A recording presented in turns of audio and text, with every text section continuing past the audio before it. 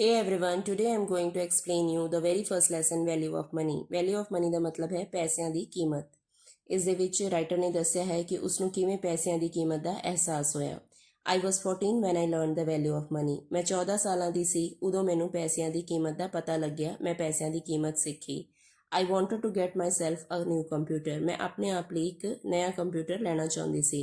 Although there was nothing wrong with the computer I was already using. ਭਾਵੇਂ ਹੀ ਮੇਰੇ ਉਸ computer ਨਾਲ ਜਿਹੜਾ ਕਿ ਮੈਂ ਆਲਰੇਡੀ ਯੂਜ਼ ਕਰ ਰਹੀ ਸੀ ਕੁਝ ਵੀ ਖਰਾਬੀ ਨਹੀਂ ਸੀ। Wrong means problem.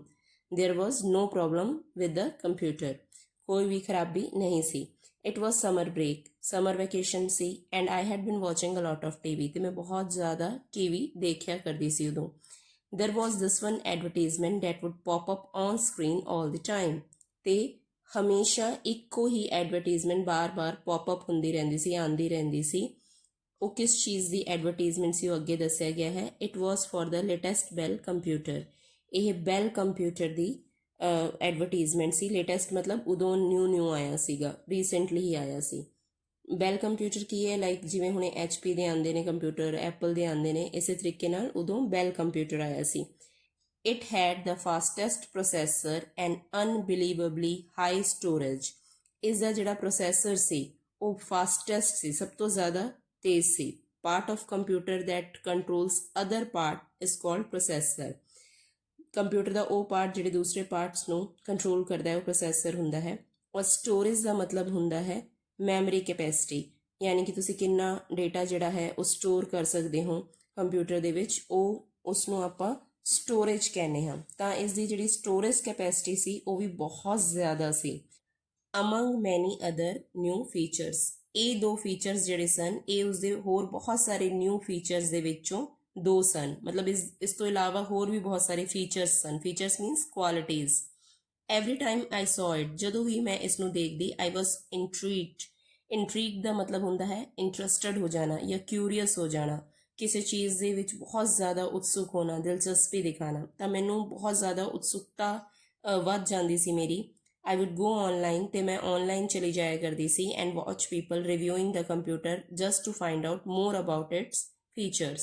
ਤੇ ਫਿਰ ਮੈਂ ਲੋਕਾਂ ਦੇ ਰਿਵਿਊ ਦੇਖਿਆ ਕਰਦੀ ਸੀ। ਰਿਵਿਊ ਕਰਨਾ ਮਤਲਬ ਹੁੰਦਾ ਹੈ ਕ੍ਰਿਟੀਕਲ ਇਵੈਲੂਏਸ਼ਨ ਆਫ ਸਮਥਿੰਗ, ਕਿਸੇ ਵੀ ਚੀਜ਼ ਦੀ ਕ੍ਰਿਟੀਕਲ ਇਵੈਲੂਏਸ਼ਨ ਕਰਨਾ। ਮਤਲਬ ਜਿਵੇਂ ਤੁਸੀਂ ਦੇਖਦੇ ਹੋ ਨਾ ਕਿ ਆਨਲਾਈਨ ਕੋਈ ਪ੍ਰੋਡਕਟ ਹੈ, ਤੁਸੀਂ ਖਰੀਦਣਾ ਹੈ ਤਾਂ ਤੁਸੀਂ ਰਿਵਿਊਜ਼ ਚੈੱਕ ਕਰਦੇ ਹੋ ਕਿ ਲੋਕਾਂ ਨੇ ਕਿਹੜੇ ਪਲੱਸ ਪੁਆਇੰਟ ਦੱਸੇ ਨੇ, ਕਿਹੜੇ ਮਾਈਨਸ ਪੁਆਇੰਟ ਦੱਸੇ ਨੇ ਉਸ ਪ੍ਰੋਡਕਟ ਦੇ ਬਾਰੇ। That is called review. ਤਾਂ ਮੈਂ ਰਿਵਿਊ ਦੇਖਣ ਲਈ ਚਲੇ ਜਾਇਆ ਕਰਦੀ ਸੀ ਆਨਲਾਈਨ, ਤੇ ਸਿਰਫ ਇਹ ਜਾਣਨ ਲਈ ਕਿ ਇਸ ਕੰਪਿਊਟਰ ਦੀ ਜਿਹੜੀ ਹੈਗੀਆਂ ਨੇ ਹੋਰ ਫੀਚਰਸ ਉਹ ਕੀ ਨੇ। I would read articles about its features in tech magazines. ਤੇ ਮੈਨੂੰ ਇੰਨੀ ਜ਼ਿਆਦਾ ਉਤਸੁਕਤਾ ਸੀ ਕਿ ਮੈਂ ਕੀ ਕਰਿਆ ਕਰਦੀ ਸੀ, ਆਰਟੀਕਲਸ ਪੜ੍ਹਿਆ ਕਰਦੀ ਸੀ ਇਸ ਦੇ ਫੀਚਰਸ ਦੇ ਬਾਰੇ ਟੈਕ ਮੈਗਜ਼ੀਨਸ ਦੇ ਵਿੱਚ। It happen to be the ultimate computer while the limitations of my own computer made me unhappy. ਤੇ ਮੈਨੂੰ ਇਸ ਤਰ੍ਹਾਂ ਲੱਗਿਆ ਕਰਦਾ ਸੀ ਕਿ ਇਹ ਅਲਟੀਮੇਟ ਕੰਪਿਊਟਰ ਹੈ। ਅਲਟੀਮੇਟ ਮੀਨਸ ਬੈਸਟ ਹੈ। ਤੇ ਜਿਹੜੀ ਮੇਰੇ ਕੰਪਿਊਟਰ ਦੀ ਲਿਮਿਟੇਸ਼ਨਸ ਨੇ, ਲਿਮਿਟੇਸ਼ਨਸ ਮਤਲਬ ਲਿਮਿਟਸ, ਸੀਮਾਵਾਂ, ਉਹ ਜਿਹੜੀਆਂ ਸੀ ਉਹ ਮੈਨੂੰ ਅਨਹੈਪੀ ਬਣਾਉਂਦੀਆਂ ਸੀ, ਮੈਨੂੰ ਜਿਹੜਾ ਸੀ ਉਹ ਸੈਡ ਕਰ ਦਿੰਦੀਆਂ ਸੀ। But my parents refuse to buy me the computer when I ask them about it. ਪਰ ਜਦੋਂ ਮੈਂ ਆਪਣੇ ਪੇਰੈਂਟਸ ਨੂੰ ਇਸ ਦੇ ਬਾਰੇ ਕਿਹਾ ਕਿ ਉਹ ਮੈਨੂੰ ਕੰਪਿਊਟਰ ਲੈ ਦੇਣ ਤਾਂ ਉਹਨਾਂ ਨੇ ਮੈਨੂੰ ਮਨਾ ਕਰਤਾ, ਰਿਫਿਊਜ਼ ਕਰ ਦਿੱਤਾ ਨਵਾਂ ਕੰਪਿਊਟਰ ਲੈ ਕੇ ਦੇਣ ਤੋਂ। Looking back now, I probably did not even need all those extra features। ਤੇ ਜਦੋਂ ਹੁਣ ਮੈਂ ਪਿੱਛੇ ਮੁੜ ਕੇ ਦੇਖਦੀ ਹਾਂ ਤਾਂ ਮੈਨੂੰ ਲੱਗਦਾ ਹੈ ਕਿ ਸ਼ਾਇਦ ਮੈਨੂੰ ਇਹ ਸਾਰੇ ਐਕਸਟਰਾ ਫੀਚਰਸ ਦੀ ਲੋੜ ਵੀ ਨਹੀਂ ਸੀ। I could do everything I wanted to do on my computer। ਮੈਂ ਉਹ ਜੋ ਵੀ ਕਰਨਾ ਚਾਹੁੰਦੀ ਸੀ ਉਹ ਸਭ ਕੁਝ ਆਪਣੇ ਕੰਪਿਊਟਰ ਤੇ ਕਰ ਸਕਦੀ ਸੀ without running into any issues। But the consumerist in me seemed to think otherwise। ਕੰਜ਼ਿਊਮਰਿਸਟ ਕੀ ਹੁੰਦਾ ਹੈ? ਹੁਣ ਦੇਖੋ ਦੋ ਵਰਡ ਹੁੰਦੇ ਨੇ, ਇੱਕ ਹੁੰਦਾ ਹੈ ਕੰਜ਼ਿਊਮਰ, ਇੱਕ ਹੁੰਦਾ ਹੈ ਕੰਜ਼ਿਊਮਰਿਸਟ। ਕੰਜ਼ਿਊਮਰ ਉਹ ਹੁੰਦਾ ਹੈ ਜਿਹੜਾ ਚੀਜ਼ ਨੂੰ ਖਰੀਦਦਾ ਹੈ ਤੇ ਯੂਜ਼ ਕਰਦਾ ਹੈ, ਠੀਕ ਹੈ, ਕਿਉਂਕਿ ਉਸਨੂੰ ਲੋੜ ਹੈ। ਪਰ ਜਿਹੜੇ ਕੰਜ਼ਿਊਮਰਿਸਟ ਹੁੰਦੇ ਨੇ ਉਹ ਸਿਰਫ ਚੀਜ਼ਾਂ ਨੂੰ ਖਰੀਦ ਕੇ ਯੂਜ਼ ਹੀ ਨਹੀਂ ਕਰਦੇ, ਬਲਕਿ ਉਹ ਇੱਦਾਂ ਇਸ ਲਈ ਕਰਦੇ ਨੇ ਕਿਉਂਕਿ ਉਹਨਾਂ 'ਤੇ ਇੱਕ ਸੋਸ਼ਲ ਪ੍ਰੈਸ਼ਰ ਹੈ ਜਾਂ ਫਿਰ ਉਹ ਐਡਵਰਟੀਜ਼ਮੈਂਟ ਦੇਖ ਕੇ ਬਹੁਤ ਜ਼ਿਆਦਾ ਇਨਫਲੂਐਂਸ ਹੋ ਜਾਂਦੇ ਨੇ ਅਤੇ ਉਹ ਉੱਦਾਂ ਦੀਆਂ ਵੀ ਚੀਜ਼ਾਂ ਖਰੀਦਦੇ ਨੇ ਜਿਹੜੀ ਕਿ ਉਹਨਾਂ ਨੂੰ ਲੋੜ ਵੀ ਨਹੀਂ ਹੁੰਦੀ ਹੈ। ਫੋਰ ਐਗਜ਼ਾਮਪਲ ਰਾਈਟਰ ਨੂੰ ਲੋੜ ਵੀ ਨਹੀਂ ਸੀ ਲੇਟੈਸਟ ਕੰਪਿਊਟਰ ਦੀ, ਪਰ ਉਹ ਫਿਰ ਵੀ ਖਰੀਦਣਾ ਚਾਹੁੰਦੀ ਸੀ ਉਸ ਦਾ ਲੇਟੈਸਟ ਮਾਡਲ, ਕਿਉਂਕਿ ਉਹ ਬਹੁਤ ਜ਼ਿਆਦਾ ਇਨਫਲੂਐਂਸਡ ਹੋ ਗਈ ਸੀ ਐਡਵਰਟਾਈਜ਼ਮੈਂਟ ਤੋਂ। ਤਾਂ ਕੰਜ਼ਿਊਮਰਿਸਟ ਕੌਣ ਹੈ? ਜਿਹੜਾ ਕਿ ਉਹਨਾਂ ਚੀਜ਼ਾਂ ਨੂੰ ਵੀ ਖਰੀਦਦਾ ਹੈ ਤੇ ਯੂਜ਼ ਕਰਨਾ ਚਾਹੁੰਦਾ ਹੈ ਜਿਸ ਦੀ ਉਹਨਾਂ ਨੂੰ ਲੋੜ ਵੀ ਨਹੀਂ ਹੁੰਦੀ ਹੈ। ਤਾਂ ਰਾਈਟਰ ਇੱਥੇ ਦੱਸ ਰਹੀ ਹੈ ਕਿ ਉਸ ਦੇ ਅੰਦਰ ਦਾ ਜਿਹੜਾ ਕੰਜ਼ਿਊਮਰਿਸਟ ਸੀ ਉਹ ਕੋਈ ਅਲੱਗ ਤਰੀਕੇ ਨਾਲ ਸੋਚਿਆ ਕਰਦਾ ਸੀ। ਮਤਲਬ ਉਹਨੂੰ ਅੰਦਰੋਂ ਪਤਾ ਸੀ ਕਿ ਉਹਨੂੰ ਲੋੜ ਨਹੀਂ ਹੈ, ਪਰ ਉਸ ਦੇ ਅੰਦਰ ਦਾ ਜਿਹੜਾ ਕੰਜ਼ਿਊਮਰਿਸਟ ਸੀ ਉਹ ਇਸ ਗੱਲ ਨੂੰ ਮੰਨਣ ਨੂੰ ਤਿਆਰ ਹੀ ਨਹੀਂ ਸੀ। ਉਹ ਬਸ ਹਰ ਹਾਲਤ ਦੇ ਵਿੱਚ ਕੰਪਿਊਟਰ ਖਰੀਦਣਾ ਚਾਹੁੰਦੀ ਸੀ।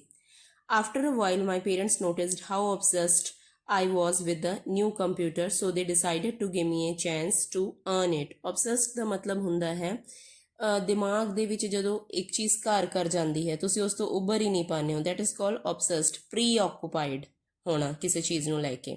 ਤਾਂ ਮੈਂ ਇੰਨੀ ਜ਼ਿਆਦਾ obsession ਸੀ ਮੈਨੂੰ ਉਸ ਕੰਪਿਊਟਰ ਦੇ ਲਈ ਕਿ ਮੇਰੇ ਪੇਰੈਂਟਸ ਨੇ ਡਿਸਾਈਡ ਕੀਤਾ ਕਿ ਉਹ ਮੈਨੂੰ ਇੱਕ ਓਪਰਚੁਨਿਟੀ ਦੇਣਗੇ, ਇੱਕ ਮੌਕਾ ਦੇਣਗੇ ਕਿ ਮੈਂ ਇਸ ਨੂੰ ਅਰਨ ਕਰ ਸਕਾਂ। They told me if I started doing house chores, they would give me money for it. ਉਹਨਾਂ ਨੇ ਕਿਹਾ ਕਿ ਜੇ ਮੈਂ ਘਰ ਦੇ ਕੰਮ ਕਰਨੇ ਸ਼ੁਰੂ ਕਰਦਾ, ਚੋਰਸ ਮਤਲਬ ਹੁੰਦਾ ਹੈ ਡੇਲੀ ਟਾਸਕ ਐਟ ਹੋਮ, ਜਿਹੜੇ ਵੀ ਘਰ ਦੇ ਵਿੱਚ ਡੇਲੀ ਰੂਟੀਨ ਦੇ ਵਿੱਚ ਕੰਮ ਕੀਤੇ ਜਾਂਦੇ ਨੇ ਉਹਨਾਂ ਨੂੰ ਚੋਰਸ ਕਹਿੰਦੇ ਨੇ, ਜਿਵੇਂ ਕਿ ਬਰਤਨ ਧੋਣਾ, ਸਫਾਈਆਂ ਕਰਨਾ, ਕੁਕਿੰਗ ਕਰਨਾ, ਇਹ ਸਾਰੇ ਚੋਰਸ ਨੇ। ਤਾਂ ਉਹਨਾਂ ਨੇ ਕਿਹਾ ਕਿ ਅਗਰ ਮੈਂ ਡੇਲੀ ਚੋਰਸ ਦੇ ਵਿੱਚ ਹੈਲਪ ਕਰਾਂਗੀ ਤਾਂ ਉਹ ਮੈਨੂੰ ਪੈਸੇ ਦੇਣਗੇ and I would save up until I had enough to buy the computer on my own. ਅਤੇ ਮੈਂ ਫਿਰ ਸੇਵ ਕਰ ਸਕਦੀ ਸੀ ਉਹਨਾਂ ਪੈਸਿਆਂ ਨੂੰ ਤਦ ਤੱਕ ਜਦ ਤੱਕ ਕਿ ਉਹ ਇੱਕ ਕੰਪਿਊਟਰ ਖਰੀਦਣ ਦੇ ਇਨਫ ਨਾ ਹੋ ਜਾਣ। It seam like a good idea. ਮੈਨੂੰ ਲੱਗਿਆ ਕਿ ਇੱਕ ਬਹੁਤ ਹੀ ਚੰਗਾ idea C and I ਜੰਪਡ at this opportunity. ਅਤੇ ਮੈਂ ਇਸ ਮੌਕੇ 'ਤੇ ਕੁੱਦ ਪਈ। ਹੁਣ ਕੁੱਦ ਪੈਣ ਦਾ ਮਤਲਬ ਐਕਚੁਅਲ 'ਚ ਜੰਪ ਕਰਨਾ ਨਹੀਂ ਹੈ, ਮਤਲਬ ਫਟਾਫਟ ਇਸ ਓਪਰਚੁਨਿਟੀ ਨੂੰ ਮੈਂ ਗ੍ਰੈਬ ਕਰ ਲਿਆ, ਮੈਂ ਮੰਨ ਗਈ ਇਸ ਚੀਜ਼ ਲਈ। ਦ ਵੈਰੀ ਨੈਕਸਟ ਡੇ, ਅਗਲੇ ਹੀ ਦਿਨ, I started waking up early to make extra time to be able to do more chores. ਅਤੇ ਮੈਂ ਅਗਲੇ ਹੀ ਦਿਨ ਬਹੁਤ ਜਲਦੀ ਉੱਠਣਾ ਸ਼ੁਰੂ ਕਰ ਦਿੱਤਾ ਮੈਂ, ਤਾਂ ਕਿ ਮੈਨੂੰ ਐਕਸਟਰਾ ਟਾਈਮ ਮਿਲ ਸਕੇ ਅਤੇ ਮੈਂ ਜ਼ਿਆਦਾ ਤੋਂ ਜ਼ਿਆਦਾ ਘਰ ਦੇ ਕੰਮ ਕਰ ਸਕਾਂ। I will do the dishes 3 times a day। ਮੈਂ ਇੱਕ ਦਿਨ ਦੇ ਵਿੱਚ 3 ਵਾਰੀ ਡਿਸ਼ਿਸ ਕਰਿਆ ਕਰਦੀ ਸੀ। ਡਿਸ਼ਿਸ ਕਰਨਾ ਦਾ ਮਤਲਬ ਹੁੰਦਾ ਹੈ ਬਰਤਨ ਧੋਣਾ। ਟੇਕ ਦ ਗਾਰਬੇਜ ਆਊਟ, ਉਸ ਤੋਂ ਬਾਅਦ ਮੈਂ ਜਿਹੜਾ ਘਰ ਦਾ ਕੂੜਾ ਹੈ ਉਹ ਵੀ ਬਾਹਰ ਲੈ ਕੇ ਜਾਂਦੀ। ਮੋ ਦ ਲੌਨ ਔਨ ਦ ਵੀਕਐਂਡਸ, ਅਤੇ ਵੀਕਐਂਡਸ 'ਚ ਮਤਲਬ ਸੈਟਰਡੇ ਸੰਡੇ ਵਾਲੇ ਦਿਨ ਮੈਂ ਲੌਨ ਨੂੰ ਵੀ ਮੋ ਕਰਦੀ। ਮੋ ਕਰਨਾ ਮਤਲਬ ਹੁੰਦਾ ਹੈ ਟੂ ਕੱਟ ਦ ਗ੍ਰਾਸ ਯੂਜ਼ਿੰਗ ਅ ਮਸ਼ੀਨ, ਮਸ਼ੀਨ ਦਾ ਯੂਜ਼ ਕਰਦਿਆਂ ਹੋਇਆਂ ਗ੍ਰਾਸ ਕੱਟ ਕਰਨੀ। ਕਲੀਨ ਦ ਹੋਲ ਹਾਊਸ, ਮੈਂ ਪੂਰੇ ਘਰ ਨੂੰ ਸਾਫ਼ ਕਰਿਆ ਕਰਦੀ ਸੀ। And wash the car whenever needed, ਅਤੇ ਜਦੋਂ ਵੀ ਲੋੜ ਪੈਂਦੀ ਮੈਂ ਕਾਰ ਨੂੰ ਵੀ ਵਾਸ਼ ਕਰਿਆ ਕਰਦੀ ਸੀ। I was working tirelessly every day until my whole body was sore just to wake up the next day and do it again. ਮੈਂ ਟਾਇਰਲੈਸਲੀ ਬਿਨਾਂ ਥੱਕੇ ਹਰ ਰੋਜ਼ ਉਦੋਂ ਤੱਕ ਕੰਮ ਕਰਦੀ ਰਹਿੰਦੀ ਜਦੋਂ ਕਿ ਮੇਰੀ ਪੂਰੀ ਬੋਡੀ ਸੋਰ ਨਾ ਹੋ ਜਾਂਦੀ। ਸੋਰ ਮਤਲਬ ਬਹੁਤ ਜ਼ਿਆਦਾ ਜਦੋਂ ਪੇਨ ਹੋ ਰਹੀ ਹੁੰਦੀ ਹੈ, ਦੁੱਖ ਰਿਹਾ ਹੁੰਦਾ ਹੈ ਨਾ ਸਰੀਰ, ਉਸ ਨੂੰ ਆਪਾਂ ਸੋਰ ਕਹਿੰਦੇ ਹਾਂ। ਅਤੇ ਜਦ ਤੱਕ ਮੇਰਾ ਪੂਰਾ ਸਰੀਰ ਜਿਹੜਾ ਸੀ ਦੁਖਣ ਨਹੀਂ ਲੱਗ ਜਾਂਦਾ ਮੈਂ ਤਦ ਤੱਕ ਕੰਮ ਕਰਦੀ, ਔਰ ਉਸ ਤੋਂ ਬਾਅਦ ਅਗਲੇ ਦਿਨ ਫਿਰ ਤੋਂ ਮੈਨੂੰ ਉੱਠਣਾ ਹੁੰਦਾ ਅਤੇ ਸੇਮ ਕੰਮ ਕਰਨਾ ਹੁੰਦਾ। ਇਵੈਂਚੁਅਲੀ ਮੀਨਸ ਆਖਿਰਕਾਰ। ਆਈ ਗੋਟ ਯੂਜ਼ ਟੂ ਇਟ, ਮੈਨੂੰ ਇਸ ਦੀ ਆਦਤ ਪੈ ਗਈ ਐਂਡ ਇਟ ਬਿਕੇਮ ਈਜ਼ੀਅਰ, ਅਤੇ ਕੰਮ ਕਰਨਾ ਮੇਰੇ ਲਈ ਆਸਾਨ ਹੋ ਗਿਆ। I also got more efficient at it, ਮੈਂ ਇਸ ਕੰਮ ਦੇ ਵਿੱਚ ਬਹੁਤ ਕੁਸ਼ਲ ਵੀ ਹੋ ਗਈ। And soon I was doing everything a lot quicker, ਅਤੇ ਹੁਣ ਮੈਂ ਹਰ ਕੰਮ ਬਹੁਤ ਹੀ ਜਲਦੀ, ਪਹਿਲਾਂ ਨਾਲੋਂ ਜਲਦੀ ਕਰਨਾ ਸ਼ੁਰੂ ਕਰ ਦਿੱਤਾ। ਐਜ਼ ਆਈ ਗੋਟ ਕੁਇਕਰ, ਜਿਵੇਂ ਹੀ ਮੈਂ ਕੁਇਕਰ ਹੋਈ ਮਤਲਬ ਕੰਮ ਜਲਦੀ ਕਰਨੇ ਸ਼ੁਰੂ ਕਰ ਦਿੱਤੇ ਪਹਿਲਾਂ ਦੇ ਕੰਪੈਰੀਜ਼ਨ 'ਚ, I started having more free time, ਮੇਰੇ ਕੋਲ ਜ਼ਿਆਦਾ ਸਮਾਂ ਹੁਣ ਹੋਣ ਲੱਗ ਗਿਆ। And I did not really know what to do with it, ਹੁਣ ਤੇ ਮੈਨੂੰ ਇਹ ਨਹੀਂ ਸੀ ਪਤਾ ਹੁੰਦਾ ਕਿ ਮੈਂ ਇਸ ਫ੍ਰੀ ਟਾਈਮ ਨਾਲ ਕੀ ਕਰਾਂ। Please dad, is there anything else you need help with, ਅਤੇ ਮੈਂ ਆਪਣੇ ਡੈਡ ਨੂੰ ਕੀ ਪੁੱਛਿਆ ਕਰਦੀ ਸੀ, ਪਲੀਜ਼ ਡੈਡ ਕੀ ਹੋਰ ਕੋਈ ਕੰਮ ਹੈ ਜਿਸ ਦੇ ਵਿੱਚ ਤੁਹਾਨੂੰ ਮੇਰੀ ਹੈਲਪ ਦੀ ਲੋੜ ਹੈ। I am willing to do anything, ਮੈਂ ਕੁਝ ਵੀ ਕਰਨ ਦੇ ਲਈ ਰੈਡੀ ਹਾਂ। ਜਸਟ ਲੇ ਇਟ ਔਨ ਮੀ, ਜਸਟ ਲੇ ਇਟ ਔਨ ਮੀ ਮਤਲਬ ਤੁਸੀਂ ਜਿਹੜਾ ਵੀ ਕੰਮ ਹੈ ਉਹ ਮੇਰੇ ਸਿਰ 'ਤੇ ਸੁੱਟ ਦਿਓ, ਮਤਲਬ ਮੇਰੇ 'ਤੇ ਪਾ ਦਿਓ। ਗਿਵ ਮੀ ਮੋਰ ਚੋਰਸ, ਮੈਨੂੰ ਜ਼ਿਆਦਾ ਕੰਮ ਦਿਓ। ਆਈ ਰਿਮੈਂਬਰ ਪਲੀਡਿੰਗ ਵਿਦ ਡੈਡ, ਅਤੇ ਮੈਂ ਯਾਦ ਕਰਦੀ ਹਾਂ ਇਸ ਚੀਜ਼ ਨੂੰ ਕਿ ਮੈਂ ਕਿਵੇਂ ਡੈਡ ਨੂੰ ਪਲੀਡ ਕਰਿਆ ਕਰਦੀ ਸੀ, ਰਿਕੁਐਸਟ ਕਰਿਆ ਕਰਦੀ ਸੀ। ਆਈ ਵਾਜ਼ obsessed ਦਾ ਮਤਲਬ ਉਹੀ ਹੈ ਪ੍ਰੀਆਕੂਪਾਈਡ, ਮਤਲਬ ਦਿਮਾਗ ਦੇ ਵਿੱਚ ਜਦੋਂ ਚੀਜ਼ ਜਿਹੜੀ ਉਹ ਘਰ ਕਰ ਜਾਵੇ, ਅਤੇ ਮੇਰੇ ਦਿਮਾਗ ਦੇ ਵਿੱਚ ਇੱਕੋ ਚੀਜ਼ ਘਰ ਕਰ ਗਈ ਸੀ, ਜਿਹੜਾ ਕਿ ਸਾਨੂੰ ਪਤਾ ਹੀ ਹੈ ਕਿ ਹਰ ਹਾਲਤ 'ਚ ਕੰਪਿਊਟਰ ਲੈਣਾ ਹੈ। Any free time I had I wanted to fill it with more work, ਜਦੋਂ ਵੀ ਮੈਨੂੰ ਫ੍ਰੀ ਟਾਈਮ ਮਿਲਦਾ ਅਤੇ ਮੈਂ ਇਹੀ ਚਾਹੁੰਦੀ ਸੀ ਕਿ ਮੈਂ ਜ਼ਿਆਦਾ ਤੋਂ ਜ਼ਿਆਦਾ ਕੰਮ ਕਰਕੇ ਇਸ ਟਾਈਮ ਨੂੰ ਇਸਤੇਮਾਲ ਕਰਾਂ। ਐਂਡ ਮੋਰ ਮਨੀ, ਅਤੇ ਬਦਲੇ ਵਿੱਚ ਮੈਂ ਜ਼ਿਆਦਾ ਪੈਸੇ ਲੈ ਸਕਾਂ। Since the summer break was almost over, क्योंकि समर ब्रेक जिहड़ी सी बस खत्म ही होने वाली सी and I knew I would have less time once I started going to school again. ਤੇ ਮੈਨੂੰ ਪਤਾ ਸੀਗਾ ਕਿ ਇੱਕ ਵਾਰੀ ਮੈਂ ਸਕੂਲ ਜਾਣਾ ਸ਼ੁਰੂ ਕਰ ਦਿੱਤਾ ਤਾਂ ਮੇਰੇ ਕੋਲ ਘੱਟ ਟਾਈਮ ਹੋਵੇਗਾ। So I wanted to work as much as possible during the break.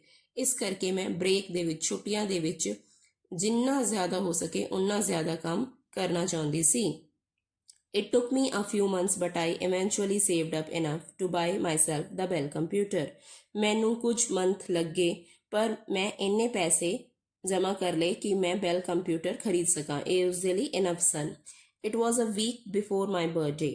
ਮੇਰੇ ਬਰਥਡੇ ਤੋਂ ਹਫਤਾ ਪਹਿਲਾਂ and I went to the bell centre to place an order. ਮੈਂ ਕਿੱਥੇ ਗਈ? ਬੈਲ ਸੈਂਟਰ, ਮਤਲਬ ਜਿੱਥੇ ਬੈਲ ਕੰਪਿਊਟਰ ਮਿਲਿਆ ਕਰਦੇ ਸੀ ਆਰਡਰ ਦੇਣ ਦੇ ਲਈ। I knew it would take at least a week for the store to get in case it was out of stock।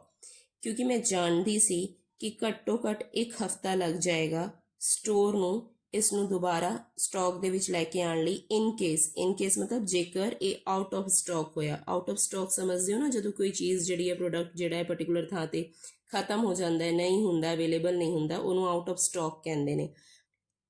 I walked in and went straight to the employee sitting behind the front desk to ask if the computer was available। ਮੈਂ ਅੰਦਰ ਗਈ ਤੇ ਸਿੱਧਾ ਮੈਂ ਉਸ EMPLOYEE ਕੋਲ ਗਈ ਜਿਹੜਾ ਕਿ ਫਰੰਟ ਡੈਸਕ ਦੇ ਪਿੱਛੇ ਬੈਠਾ ਹੋਇਆ ਸੀ, ਇਹ ਪੁੱਛਣ ਦੇ ਲਈ ਕਿ ਜਿਹੜਾ ਕੰਪਿਊਟਰ ਮੈਨੂੰ ਚਾਹੀਦਾ ਹੈ ਉਹ ਅਵੇਲੇਬਲ ਹੈਗਾ ਹੈ। Oh, you don't need to buy that one. We have another one coming out soon. It is even faster and has double the storage, he said। ਉਸਨੇ ਕਿਹਾ ਕਿ ਤੁਹਾਨੂੰ ਨਾ ਇਹ ਕੰਪਿਊਟਰ ਖਰੀਦਣ ਦੀ ਜ਼ਰੂਰਤ ਹੀ ਨਹੀਂ ਹੈ, ਸਾਡੇ ਕੋਲ ਹੁਣ ਇੱਕ ਹੋਰ ਨਵਾਂ ਕੰਪਿਊਟਰ ਆ ਰਿਹਾ ਬਹੁਤ ਜਲਦੀ। ਇਟ ਇਜ਼ ਈਵਨ ਫਾਸਟਰ, ਇਹ ਹੋਰ ਜ਼ਿਆਦਾ ਫਾਸਟਰ ਹੈ ਤੇ ਇਹਦੀ ਸਟੋਰੇਜ ਇਸ ਬੈਲ ਕੰਪਿਊਟਰ ਨਾਲੋਂ ਡਬਲ ਹੈ। I got excited for a bit before he told me how much it would cost। ਜਦੋਂ ਤੱਕ ਉਸਨੇ ਮੈਨੂੰ ਇਹ ਨਹੀਂ ਸੀ ਦੱਸਿਆ ਕਿ ਇਸ ਦੀ ਕੀਮਤ ਕੀ ਹੋਏਗੀ, ਮੈਂ ਉਦੋਂ ਥੋੜਾ ਜਿਹਾ ਐਕਸਾਈਟਡ ਹੋ ਗਈ ਸੀ। I realized I would need another 2 months of doing chores to able to afford it। ਪਰ ਜਦੋਂ ਉਸਨੇ ਮੈਨੂੰ ਇਸ ਦੀ ਕੀਮਤ ਦੱਸੀ ਤਾਂ ਮੈਨੂੰ ਇਸ ਗੱਲ ਦਾ ਰਿਅਲਾਈਜੇਸ਼ਨ ਹੋਈ, ਮੈਨੂੰ ਪਤਾ ਲੱਗਿਆ ਕਿ ਮੈਨੂੰ ਹੋਰ 2 ਮਹੀਨੇ ਘਰ ਦੇ ਕੰਮ ਕਰਨੇ ਪੈਣਗੇ ਆ ਨਵੇਂ ਵਾਲੇ ਕੰਪਿਊਟਰ ਨੂੰ ਅਫੋਰਡ ਕਰਨ ਦੇ ਲਈ। That is when I realized how fast technology changes and no matter how good a machine is, there will always be a better, faster model in the market। ਮੈਨੂੰ ਇਸ ਗੱਲ ਦੀ ਰਿਅਲਾਈਜੇਸ਼ਨ ਹੋਈ ਸੀ ਉਸ ਵਕਤ ਕਿ ਟੈਕਨੋਲੋਜੀ ਜਿਹੜੀ ਹੈ ਉਹ ਬਹੁਤ ਜਲਦੀ ਚੇਂਜ ਹੁੰਦੀ ਹੈ ਤੇ ਕੋਈ ਵੀ ਮਸ਼ੀਨ ਚਾਹੇ ਕਿੰਨੀ ਵੀ ਵਧੀਆ ਕਿਉਂ ਨਾ ਹੋਵੇ, ਇੱਕ ਬੈਟਰ ਤੇ ਇੱਕ ਫਾਸਟਰ ਜਿਹੜਾ ਉਸਦਾ ਮਾਡਲ ਹੈ ਉਹ ਮਾਰਕੀਟ ਦੇ ਵਿੱਚ ਆਏਗਾ ਹੀ ਆਏਗਾ before you fully get used to the one you just got. ਉਸ ਤੋਂ ਪਹਿਲਾਂ ਹੀ ਇੱਕ ਨਵਾਂ ਮਾਡਲ ਆ ਜਾਏਗਾ ਜਦ ਤੱਕ ਕਿ ਤੁਸੀਂ ਪਿਛਲਾ ਜਿਹੜਾ ਹੈ ਉਸ ਨੂੰ ਵੀ ਯੂਜ਼ ਟੂ ਨਾ ਹੋ ਸਕੇ ਹੋ, ਮਤਲਬ ਉਸ ਦੀ ਵੀ ਤੁਹਾਨੂੰ ਹਜੇ ਆਦਤ ਵੀ ਨਹੀਂ ਪਈ ਹੋਏਗੀ। ਜਿਹੜਾ ਮਾਡਲ ਤੁਹਾਡੇ ਕੋਲ ਆਲਰੇਡੀ ਹੈ, ਇੱਕ ਨਵਾਂ ਮਾਡਲ ਆ ਜਾਏਗਾ ਮਾਰਕੀਟ 'ਚ। ਤੁਸੀਂ ਦੇਖਿਆ ਹੈ ਨਾ, ਜਿਹੜੇ ਫੋਨ ਨੇ ਉਹ ਕਿੰਨੀ ਜਲਦੀ ਨਵੇਂ ਮਾਡਲ ਆਉਂਦੇ ਜਾਂਦੇ ਨੇ, ਇੱਕ ਆਉਂਦਾ ਦੂਜਾ ਆਉਂਦਾ, ਮਤਲਬ ਤੁਸੀਂ ਕਿੰਨੀ ਦੇਰ ਤੱਕ ਇਸ ਰੇਸ 'ਚ ਰਹੋਗੇ ਕਿ ਨਵਾਂ ਲੈ ਲਈਏ। ਉਹ ਤਾਂ ਆਉਂਦੇ ਹੀ ਰਹਿਣੇ ਨੇ ਕਿਉਂਕਿ ਟੈਕਨੋਲੋਜੀ ਦੇ ਵਿੱਚ ਚੇਂਜ ਹੁੰਦਾ ਰਹਿੰਦਾ ਹੈ। I decided that very moment not to buy the computer। ਮੈਂ ਉਸੇ ਵਕਤ ਉਸੇ ਮੂਮੈਂਟ ਦੇ ਵਿੱਚ ਡਿਸਾਈਡ ਕਰ ਲਿਆ ਕਿ ਮੈਂ ਕੰਪਿਊਟਰ ਨਹੀਂ ਖਰੀਦਣਾ ਹੈ। since I did not want to spend my hard earned money। ਇੱਥੇ since ਦਾ ਮਤਲਬ ਕਿਉਂਕਿ ਹੈ, ਵੈਸੇ since ਦੇ ਬਹੁਤ ਸਾਰੇ ਅਲੱਗ ਮੀਨਿੰਗ ਨੇ, ਕਈ ਅਲੱਗ ਥਾਵਾਂ ਤੇ ਯੂਜ਼ ਹੁੰਦਾ ਹੈ, ਬਟ ਇੱਥੇ since ਜਿਹੜਾ ਹੈ ਉਸਦਾ ਮਤਲਬ ਹੈ ਬਿਕੋਜ਼, ਕਿਉਂਕਿ ਮੈਂ ਆਪਣੀ ਮਿਹਨਤ ਨਾਲ ਕਮਾਏ ਹੋਏ ਪੈਸੇ ਨਹੀਂ ਖਰਚਣਾ ਚਾਹੁੰਦੀ ਸੀ on something that would go down in value. ਇਹੋ ਜਿਹੀ ਕਿਸੇ ਚੀਜ਼ ਦੇ ਵਿੱਚ ਜਿਸ ਦੀ ਵੈਲਿਊ ਜਿਹੜੀ ਹੈ ਉਹ ਗੋ ਡਾਊਨ ਹੋਏਗੀ। ਗੋ ਡਾਊਨ ਮਤਲਬ ਥੱਲੇ ਚਲੀ ਜਾਏਗੀ, ਮਤਲਬ ਉਸਦੀ ਕੀਮਤ ਘਟ ਜਾਏਗੀ ਵਿਦ ਇਨ ਨੋ ਟਾਈਮ ਦਾ ਮਤਲਬ ਹੈ ਵੈਰੀ ਕੁਇਕਲੀ, ਬਹੁਤ ਛੇਤੀ। ਮਤਲਬ ਇਹੋ ਜਿਹੀ ਚੀਜ਼ ਤੇ ਪੈਸੇ ਮੈਂ ਨਹੀਂ ਖਰਚਣਾ ਚਾਹੁੰਦੀ ਸੀ ਜਿਸ ਦੀ ਕੀਮਤ ਜਿਹੜੀ ਹੈ ਉਹ ਬਹੁਤ ਛੇਤੀ ਘਟ ਜਾਏਗੀ। I ended up investing all of it in a saving account। ਤੇ ਬਾਅਦ ਦੇ ਵਿੱਚ ਜਿੰਨੇ ਵੀ ਮੈਂ ਪੈਸੇ ਇਕੱਠੇ ਕੀਤੇ ਸਨ ਉਹਨਾਂ ਦਾ ਮੈਂ ਕੀ ਕੀਤਾ, ਉਹ ਮੈਂ ਸਾਰੇ ਇਨਵੈਸਟ ਕਰ ਦਿੱਤੇ ਬੈਂਕ ਦੇ ਵਿੱਚ, ਸੇਵਿੰਗ ਅਕਾਊਂਟ ਦੇ ਵਿੱਚ। ਹੁਣ ਇਨਵੈਸਟ ਕਰਨ ਦਾ ਮਤਲਬ ਕੀ ਹੁੰਦਾ ਹੈ? To put money into a bank, business or property to make profit. Bank ਦੇ ਵਿੱਚ ਪੈਸੇ ਲਗਾ ਦੇਣਾ, ਬਿਜ਼ਨਸ 'ਚ ਜਾਂ ਪ੍ਰੋਪਰਟੀ 'ਚ ਲਗਾ ਦੇਣਾ ਤਾਂ ਕਿ ਉਸ ਦੇ ਵਿੱਚ ਪ੍ਰੋਫਿਟ ਬਣ ਸਕੇ। ਕਿਉਂਕਿ ਸੇਵਿੰਗ ਅਕਾਊਂਟ 'ਚ ਵੀ ਤੁਹਾਨੂੰ ਇੰਟਰਸਟ ਮਿਲਦਾ ਹੈ ਨਾ ਕੁਝ ਪਰਸੈਂਟ ਦਾ, ਤਾਂ ਤੁਹਾਡੇ ਹੌਲੀ ਸਹੀ ਥੋੜ੍ਹੇ ਪੈਸੇ ਵੱਧ ਰਹੇ ਹੁੰਦੇ ਨੇ। ਚਾਹੇ ਤੁਸੀਂ ਸੋਚੋ ਪ੍ਰਾਪਰਟੀ ਖਰੀਦੀ ਹੈ 5 ਲੱਖ ਦੀ ਖਰੀਦੀ, ਤੁਸੀਂ ਬਾਅਦ ਦੇ ਵਿੱਚ ਰੇਟ ਵੱਧ ਗਿਆ 7 ਲੱਖ ਦੀ ਵੇਚ ਦਿੱਤੀ, ਤਾਂ ਉਹਦੇ ਵਿੱਚ ਵੀ ਪ੍ਰੋਫਿਟ ਹੈ। ਤਾਂ ਇਦਾਂ ਦੀ ਮਨੀ ਨੂੰ ਲਗਾਉਣਾ ਪਾਉਣਾ ਜਿਸ ਦੇ ਵਿੱਚ ਤੁਹਾਨੂੰ ਬਾਅਦ 'ਚ ਫਾਇਦਾ ਹੋਵੇ ਉਹਨੂੰ ਇਨਵੈਸਟ ਕਰਨਾ ਕਹਿੰਦੇ ਨੇ। ਤਾਂ ਮੈਂ ਵੀ ਸੇਵਿੰਗ ਅਕਾਊਂਟ 'ਚ ਪੈਸੇ ਇਨਵੈਸਟ ਕਰ ਦਿੱਤੇ। This is how I learn the value of money. ਤੇ ਇਸ ਤਰੀਕੇ ਦੇ ਨਾਲ ਮੈਂ ਪੈਸਿਆਂ ਦੀ ਕੀਮਤ ਨੂੰ ਸਮਝਿਆ, ਪੈਸਿਆਂ ਦੀ ਕੀਮਤ ਸਿੱਖੀ।